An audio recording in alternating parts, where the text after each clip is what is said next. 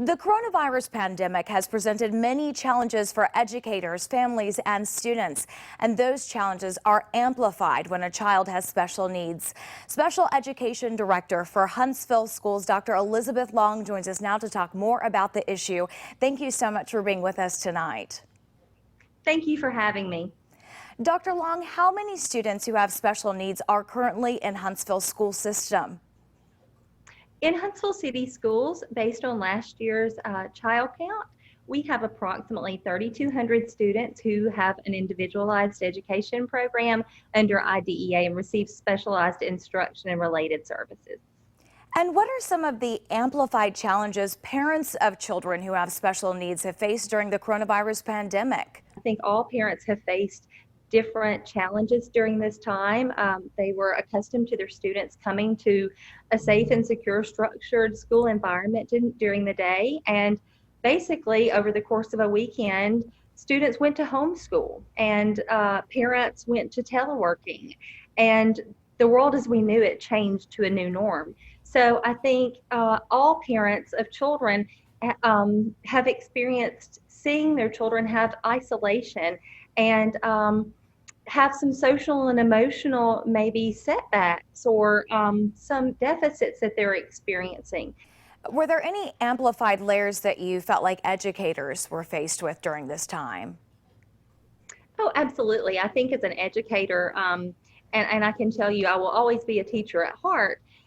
We want to be in the building with our children. We went to school and received a degree so that we could teach children in a classroom and we could see students each day and watch them grow and develop. And although teaching online is something that I think has become the new norm, certainly colleges and universities and even K-12 programs have embraced that over the past few years.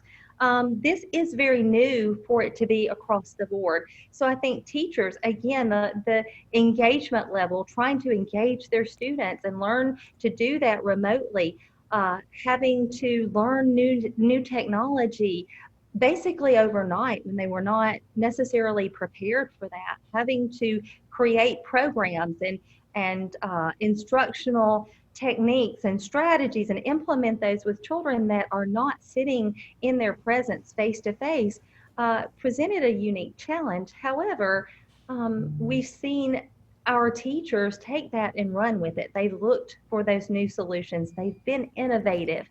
Tell us more about the learning program for students who have special needs for the start of the school year.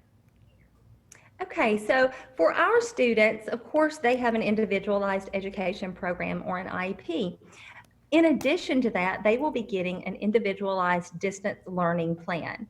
That will be developed by their school team in conjunction and collaboration with the parent to basically as an addendum to their IEP to share what does their IEP and what do their services look like when they're in remote fashion. So we know that children are not going to engage with the screen for 7 hours a day. They're going to log off and do activities, and they're going to log into small groups, and they're going to read, and they're going to engage and do different activities. So the number of minutes may be different, the activities may be different, but we want parents and families and even students to understand this is what your services look like when you're learning at home. These are the accommodations that we're going to make to help you be successful while you're there and not sitting face to face with us. What resources are available to families who need support right now? We are totally prepared to provide occupational therapy, physical therapy, behavioral services, orientation and mobility, speech language, all of those therapy services through teletherapy or face-to-face for those students who cannot access it through teletherapy. That is terrific. Any other information that would be important for us to know? I think our parents, they have questions, they have concerns. This is very different. I'm a parent myself. I would have the same questions and concerns. And we want them to know that we are available to them.